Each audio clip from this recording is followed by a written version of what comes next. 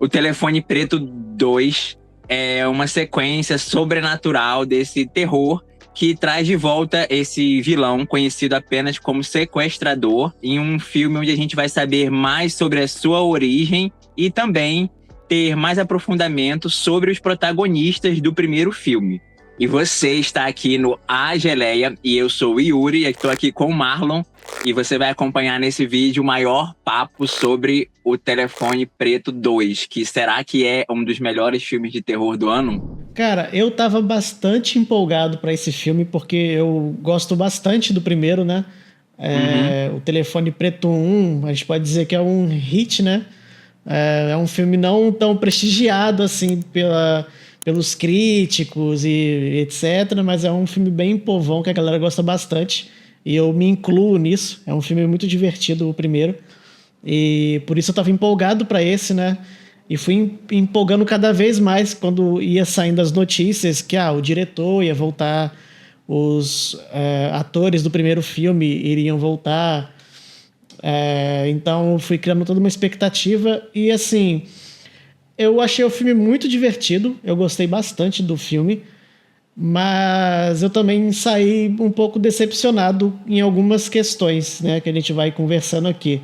Mas e você, Yuri? Qual que foi o seu sentimento com o filme? Você tinha alguma expectativa? Você gostava do primeiro assim e tal? Ou era um filme mais genérico ali que você não ligava tanto?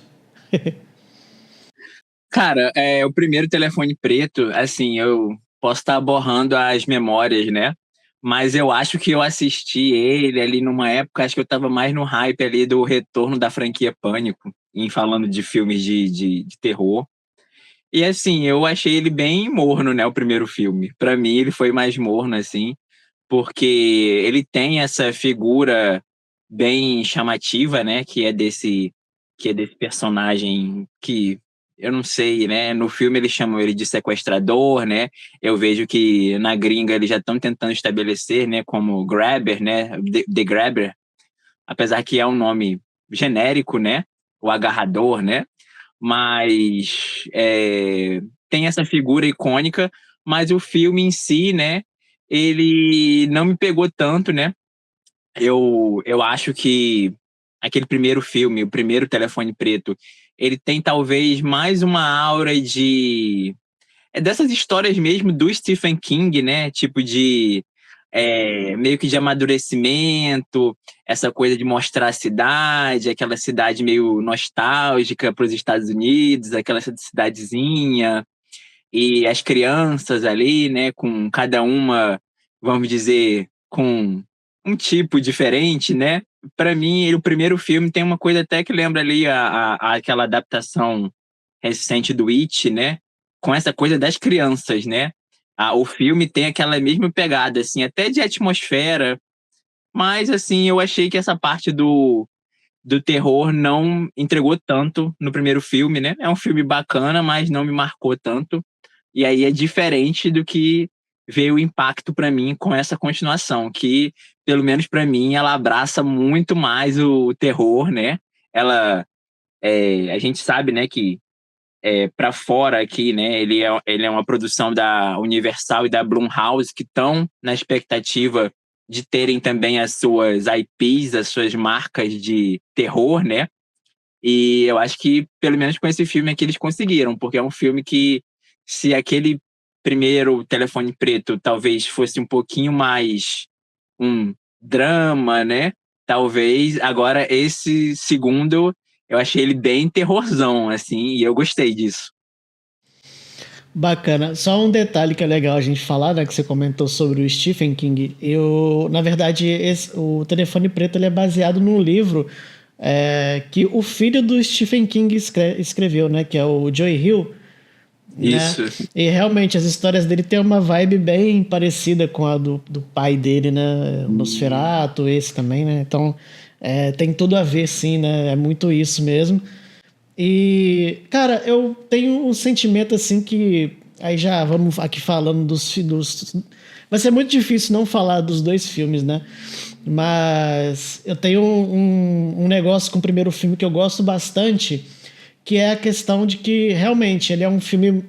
não tão terror, né, igual você disse, mas ele tem um aspecto que me pega muito, que é um filme de sequestro, né? Tipo, o subnicho ali, né, de filme de sequestro, porém com essa adição que para mim foi muito maluco, né, muito diferente de ter os espíritos ali das crianças ajudando o menino a se salvar e tal, tipo, é uma dinâmica bem diferente e que eu achei na época assim bem angustiante, né? Tipo, é um filme bem ágil e assim mais você fica mais ali atento ao que o garoto vai fazer e o que vai acontecer com ele, né?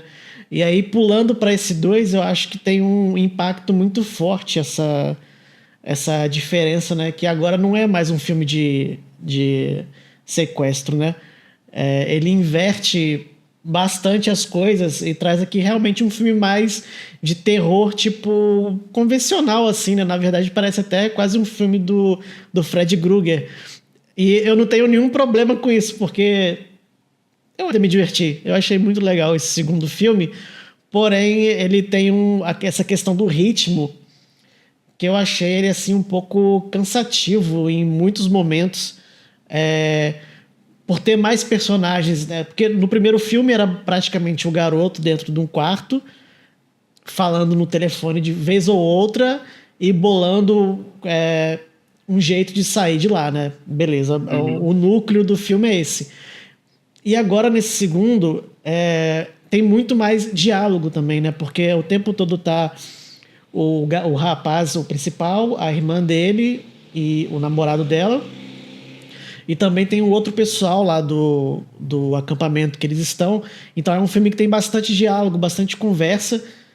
E eu achei assim que algumas coisas acabam ficando muito aqueles diálogo muito explicativo, um drama assim um pouco mais exagerado do que precisava ser. Mas de outros aspectos, eu concordo que o filme ganha, né? Quando ele abraça o terror.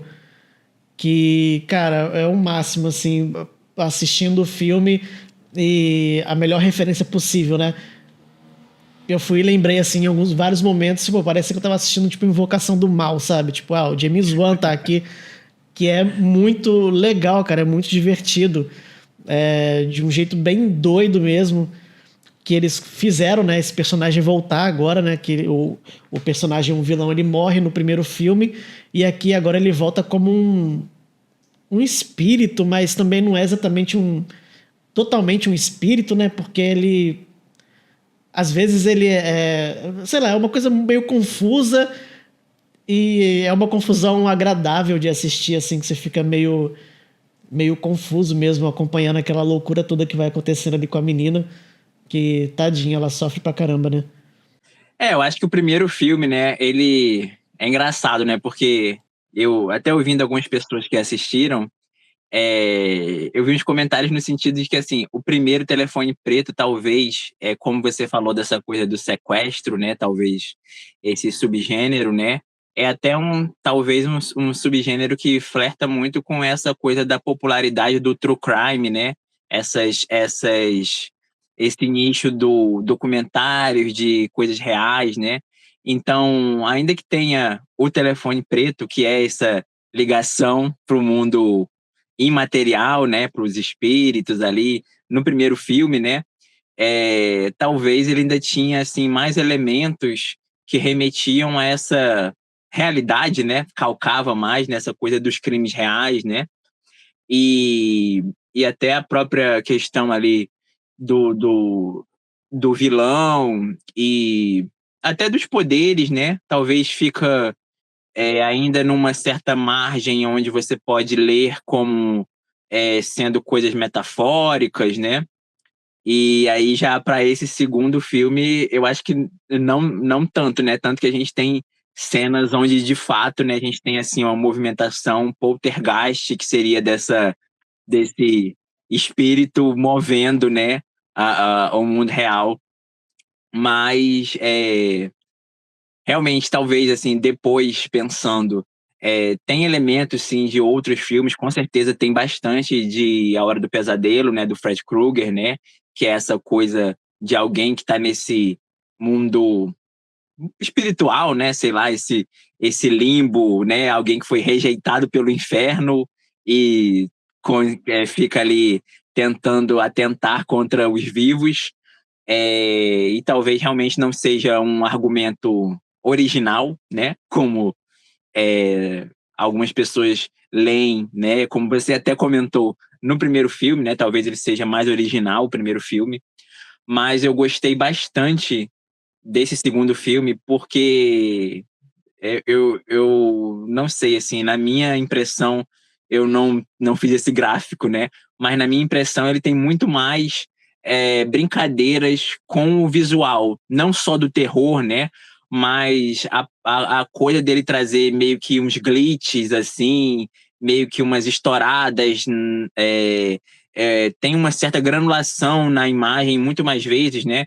A granulação meio VHS é utilizada algumas vezes, né, para ser a paranormalidade da personagem Gwen, né, que é a garota que a gente acompanha e que acaba até sendo, de certa forma, mais protagonista do que o irmão, né? Eles tentaram trazer ela também como um personagem importante, ela já era no primeiro filme, mas o filme é muito mais cheio, acho que dessas brincadeirinhas visuais de vários jeitos. Então, eu acho que deve ter sido uma delícia ali para o diretor, né? Que se ele fez é porque ele é alguém que gosta do terror. E essa linguagem, né? É que eu vejo também em muito, muito popular, né? Essa coisa do... Ele parece essas... Ele me lembrou um pouco aquelas coisas que a gente tinha de mensagem subliminar, de vídeos encontrados, imagens perturbadoras, assim. Eu acho que é um filme que evoca bastante isso para dentro da experiência do filme, né? Então você tá vendo ali ele e ele brinca com essa visualidade, é uma coisa que é até difícil talvez para quem está assistindo e não assistiu o filme entender assim, mas ele tem muito dessas brincadeiras com fazer a imagem ser perturbadora, né? A experiência do filme eu achei muito, muito bacana. E é bacana que tenha feito diferente do primeiro. Sim, você comentou várias coisas aí. Eu vou ficar até um pouco confuso aqui, mas é legal que, tipo, esses aspectos visuais do filme, cara, realmente não tenho o que falar, ficou incrível. E o quanto que o Scott Dixon, né, o nome dele, se eu não me engano, que era até o diretor do primeiro Doutor Estranho, né? Uhum. Ele manda muito bem, tipo, que o filme é bastante escuro, mas você sempre consegue ver tudo com bastante lucidez ali, tudo que está acontecendo é muito claro e bem posto, sabe? E realmente essa questão da granulação é muito legal, é muito certeiro isso que você falou agora, de realmente parecer, tipo, found footage, assim, né? Tipo, uma parada E meio... parada das antigas, assim, né? De vídeo macabro, né? Assustador.com, coisas desse tipo. E isso é muito legal mesmo, toda essa parte do filme, né? E até esse negócio que eu falei sobre o filme ser um pouco confuso às vezes sobre o que tá acontecendo ali, não é nem questão de ficar igual aqueles youtubers chatos de ficar tipo, isso não fez sentido, então é um lixo. Na verdade é o contrário pra mim, porque tipo, eu achei que acrescenta e deixa tudo mais curioso, né? Porque o filme estabelece no começo que o demônio lá, ele aparece quando a menina dorme. uhum. Só que depois ele aparece para outras pessoas também que não estavam dormindo, sabe? É uma coisa meio assim, meio doida. Até aqui um vídeo com spoilers, né? Vamos deixar claro. Mas, por exemplo, é muito doido quando chega mais pro final e você entende que ele não é exatamente um espírito, ele é quase como um homem sem sombra, um homem invisível. Quando o garoto consegue pegar ele e, tipo, bater a cabeça dele no chão de gelo, sabe? Não sei, né? A gente talvez tinha que ter ajuda aí de um especialista em fantasmas, alguém É. que faz essas coisas assim. É porque meio que dá para entender que ele é um espírito que tem essa conexão, né, com a Gwen, por Sim. ela ter essa ligação paranormal, né? Com a mãe Então dela ela, também, né? então é como se ele tivesse meio se apossando. da mente dela. Então, na verdade, não é que ele aparece quando as pessoas estão dormindo. Ele é qualquer pessoa, tem que ser ela dormindo, né? Ah, Então, sim. eu acho que é meio isso, né? Eu acho que é por Mas, aí. mas eu acho que dentro desse tópico, né? Eu acredito muito que, assim, é, no primeiro filme, né? A gente, como eu comentei, eu acho que ele tinha muito ainda esse trato, né? De talvez fazer algo mais naturalista possível, né? Uhum. Então você tinha um cara que era um sequestrador com uma máscara, que tinha uma van preta, que pegava Sim. crianças e levava para sua casa, né? Então isso até aí, vamos dizer, é algo bem factível, né? Aham. E aqui a gente já tem toda essa questão mais de espiritual, como a gente está falando aqui, Aham. meio que já começa a criar essa coisa das regras de como é que ele pode agir, do até Sim. onde ele pode agir, né? E aí eu acho que a gente está com essa brincando com isso, né? Mas ao mesmo tempo eu acredito que são margens já deixadas, né? Porque, enfim, né? Se tem o filme 2 é porque provavelmente já existe a pretensão de continuar essa Sim. franquia, né? Sim. E, Então, e assim, eu só tô levantando isso porque é realmente uma coisa que passou pela minha cabeça. Mas no final das contas, cara, o que eles fazem com isso é muito mais legal. Então, pronto, sabe? Tipo, se ele vai vir deslizando no gelo invisível, ninguém tá vendo ele, e ele vai meter um machado no peito do velho e sair arrastando ele pelo gelo, legal, isso já, já é muito legal. E os velhos ficam desesperados sem entender o que está acontecendo. Isso já é muito divertido. E é um negócio também que eu gosto muito desses filmes de terror, mas quando vai pro lado espiritual, e é até por isso que eu lembrei do James Wan, né? Porque os Invocação do Mal, nesse sentido, é uma coisa que me impactou muito na época, que eu gosto bastante.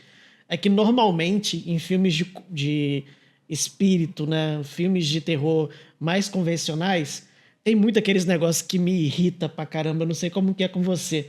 Que passou alguma coisa aqui atrás, passou um espírito aqui agora. Você vai olhar pra mim e falar assim: você vai ficar muito assustado. Aí eu vou perguntar: o que foi, Yuri? Aí você vai e fala assim: ah, nada não. Não foi nada. Deixa pra lá. Cara, eu odeio isso no filme, tá ligado? Tipo, que a pessoa viu alguma coisa e não fala com a outra. E aí, nesse filme, eles acabam quebrando isso, né? Que é uma coisa meio invocação do mal, igual eu tô falando. Que é tipo assim, mano, a mina dá um grito. Aí todo mundo vai lá dentro da sala. E aí você chega lá e acha que elas vão entrar lá e ela já vai estar normal, né? Não, mano, a uhum. mina tá voando, tipo, no teto, e todo mundo vê aquilo na hora e já fica assustado, tá ligado? Aí é uma coisa muito mais divertida, assim, que eu considero muito mais legal, sabe? Outra coisa também que é interessante, né, que são as diferenças, as outras diferenças com relação ao primeiro filme, né? Coisas que podem parecer bobas e tal, mas que acabam alterando a dinâmica de como que um filme funciona e o outro, né? Que é bem legal, né? Que, por exemplo, que no primeiro filme os espíritos ligavam pro garoto com a intenção de ajudar ele a sobreviver, né? A ele sair lá da casa do assassino. E nesse 2 os garotos meio que viram quase que assim, né? Os caça-fantasma, vamos dizer assim. E eles agora meio que eles vão ajudar os espíritos, né? A se libertar. É, tipo, é uma inversão ali de dinâmica que, assim, como você disse, né? Se eles têm alguma intenção de fazer isso virar uma franquia, meio que já está aqui estabelecido algumas coisas, né? Que provavelmente a menina já está continuando ali a ouvir o telefone tocar, o garoto também. Então, sei lá, Uhum. talvez eles fiquem mais altruístas e saiam por aí ajudando espíritos a se libertarem e tal. E não sei, né? Talvez seja legal. Talvez, né, esse nome da franquia, né, ficou até meio avulso, né, porque eu acho que eles conseguiram sedimentar mais essa questão da ligação espiritual até do que com o telefone preto em si, né? O telefone preto aparece no filme, mas agora você Bastante. realmente tem toda mais uma ideia de que assim não é ele a única ligação, né, com o espiritual, né? Ele tem o espiritual aparece de outras formas sem ser necessariamente com esse telefone preto, né, que dá o título. Outra coisa que você comentou também é sobre o quanto que o vilão ali, né, do Ethan Hawke é icônico, né? Ele é um vilão bem icônico já no primeiro filme. A máscara dele é bastante, apesar de parecer simples, mas após assistir o filme é uma coisa que marca ali, né? Que fica com você. E aqui nesse 2 eles conseguiram dar um upgrade considerável no personagem, né? Porque agora ele tem um aspecto meio morto, né? Então, além da máscara esquisita que tá ali na frente, ainda tem umas carnes aparecendo assim e tal. Um negócio legal que você falou que eu gostei bastante também desse 2 é sobre o irmão dele, né? Que a gente comentou aí do primeiro filme.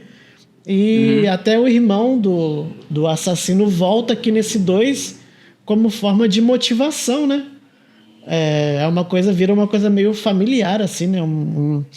Uma rixa ali agora de família que, você me fez matar o meu próprio irmão e agora eu vou fazer você ver a sua irmã sofrer. E, cara, é legal, né? Uma boa sacada para fazer o vilão voltar com bastante ódio. E pegando esse tópico, acho que do sofrimento, né, a gente pode falar como assim, né? A gente falou bastante como esse filme abraça mais o terror, né? Mas eu vejo que em certas questões, né, ele ainda pode ter uma visão metafórica das coisas, né? Talvez bem mais difusa do que o primeiro filme, né? Porque o primeiro filme, de novo, por ele ter essa afinidade com a realidade, né?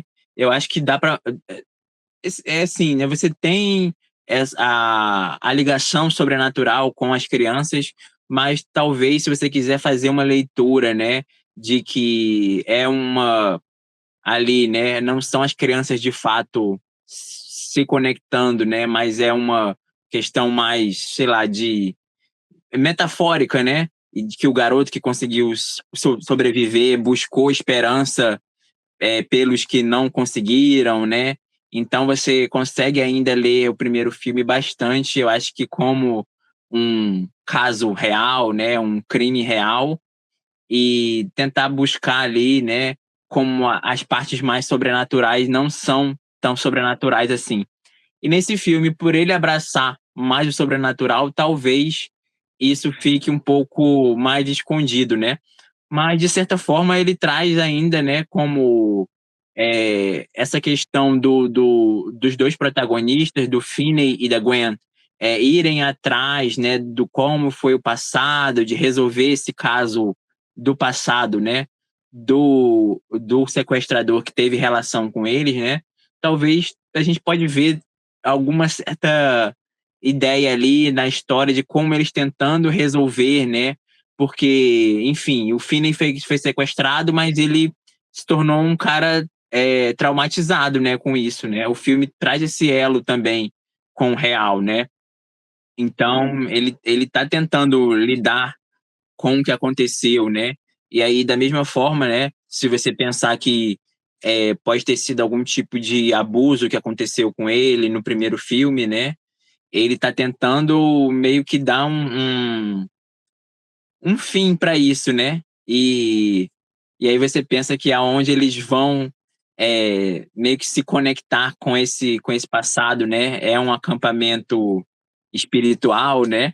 Um acampamento religioso, né? Um lugar religioso.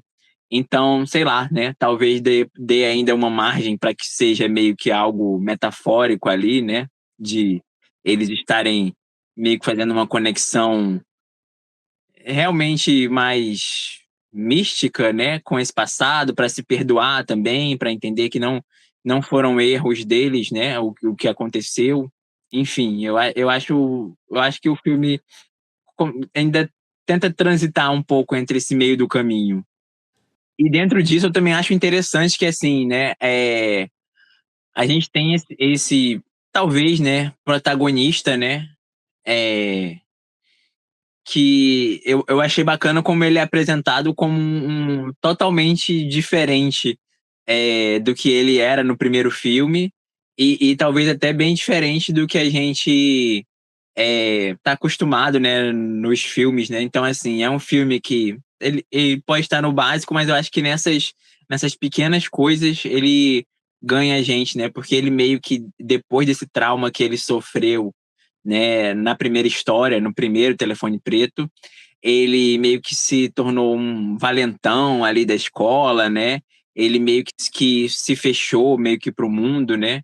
Ele não, ele, então você terminou o primeiro filme com essa questão de ter meio que assim o poder da amizade, né? E só que ele não, parece que não lidou bem com isso. E aí já talvez é uma história que a gente vai vendo evoluir conforme o filme tenha mais continuações, né? Que seria, eu acho interessante, né? Eu acho que tem tudo para ser uma franquia, né? Bem estabelecida agora. Eu gosto. O jeito que os personagens agem, né, é uma coisa que muda bastante a dinâmica do filme. Eu também gostei disso bastante. E aí, a única coisa assim é que eu acho que, como eu falei no começo, né, que alguns diálogos assim ficam muito expositivos, muito bobinhos assim. Só pra quem tiver assistido o filme e tá aqui assistindo isso aqui agora, para poder se situar. Por exemplo, eu acho meio piegas quando o pai dos meninos surge lá no acampamento e aí tem aquela conversa deles ali em trio, assim, né? Explicando literalmente o sentimento de cada um ali e tal, aí, sei lá, dá um soninho assim, é um negócio que eu acho que ficou meio desconjuntado, mas eu acho que é mais nesse aspecto assim que o filme me perde um pouco. E tem outros momentos também assim que eles conversam e é meio forçadinho demais, sabe? Mas essas partes eu acho que são as menores do filme, porque de resto assim ele é realmente bem divertido. A loucura se sobressai e é isso que importa. Mas e aí, com esses pontos bons e com esses pontos nem tão bons, você acha que esse filme merece estar entre os melhores terror do ano? Estaria, assim, no seu top 3? Aí é como eu falei, por eu já ter uma expectativa, e que assim, o problema é meu, né? Lógico, sempre é isso. Como eu criei uma expectativa, eu gosto muito do primeiro, eu acabei ficando um pouco decepcionado, como eu expliquei aqui, né? Com algumas coisas. Ainda acho o filme muito divertido e tal, mas eu não acho que eu não colocaria ele, sei lá no meu top de filmes de terror. Mas assim, em comparação com outros filmes que prometeram muito, assim, eu acho que não entregaram tanto, eu acho que ele ainda soa melhor. Por exemplo, o Juntos é um filme que eu esperei bastante, assim, por causa dos trailers, né? Que o trailer prometia uma loucura, assim, gore, bem nojenta, com corpos fluidos e etc. E eu acho que o filme não entrega muito isso. Achei um filme bem bobinho, na verdade. E no caso aqui, sei lá, se você gostou muito de Juntos, por exemplo, eu achei o Telefone Preto um filme melhor que ele. Eu não sei o que você acha. Eu acho que assim, né, a gente, dentro do terror, né, o terror sempre foi um campo de várias possibilidades, né? A gente fala de filme de terror e tem várias possibilidades. Eu, por exemplo, não gosto tanto desses, sei lá, né, esses filhotes ali do Albergue, do Jogos Mortais depois do terceiro, né, que se tornaram um tipo de terror muito de você ver tripas e tal. Mas eu acho Visceral. que recentemente, né, a gente tem um fenômeno muito ali que é de trazer o terror como metáforas, né? O próprio Juntos, né? Ele usa o terror, né? Tem a questão gráfica, né? Mas usa o terror mais como metáfora, né? Para algumas coisas, né? Então, sei lá, né? O próprio A Substância também usa o terror como metáfora. E esse ano também, né, a gente A gente já teve alguns outros. Enfim, né? Eu acho que é um tópico que está muito, muito em alta, né? E que gera também discussões, né? Porque, por um lado, ele acaba trazendo talvez um público mais cult, né? Pro terror, né? Porque, enfim, né? Não é só o terror, tem uma mensagem, né? E talvez eu acho que o Telefone Preto 2 ele seja, sei lá, né? Se a gente fosse brincar aqui, mas ele é um dos grandes filmes de terror do ano por ele ser um filme de terror, né? Ele tem uma pontinha metafórica, mas ele na prática ele é bem um terror old school, né? Ele é bem não só brinca com as imagens, mas assim ele brinca com esses códigos oitentistas, né? Ou setentistas, se a gente colocar ali, por exemplo, né? O pai desse gênero que é o slasher, né? Aqui, apesar da gente não ter uma contagem de corpos, ele bebe um pouco do slasher, né? Então ele é um pouco filho do Fred Krueger, ele é um pouco filho lá do Mike Myers, né?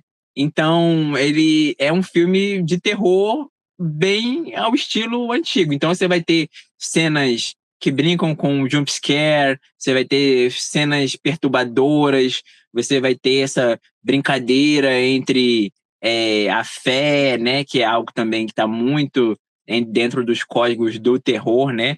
Então, assim, ele é meio que mais uma homenagem, né? Se a gente puder falar, né? Mas não necessariamente homenagem, né? Ele bebe mais de outros filmes de terror clássicos dali, dessa genealogia, né? De personagens mascarados, né? Talvez, do que trazer uma metáfora, né? Cavando ali no gelo, você pode achar essa metáfora, né? Sobre abuso, sobre traumas, né? Ele traz esse papinho sobre essas coisas, né? Ali, mas ele é muito mais um filme de terror, né? Então, eu acho que se, por exemplo, como você falou, se a pessoa assistiu juntos ou assistiu o próprio A Hora do Mal e achou que, sei lá, né? Ah, ali tem muita coisa misturada. Aqui você tem um filme que é dedicado a ser um terror, né? Do início ao fim, ele tá brincando com os códigos de um filme de terror. Mas e aí, você concorda ou discorda? Com qual de nós dois? Qual dos dois falou mais besteira? E aí, Telefone Preto, valeu ou não valeu assistir aí? Se inscreve aqui no A Geleia e comenta pra gente a sua opinião, que é sempre muito importante pra gente não deixar essa conversa acabar. Valeu!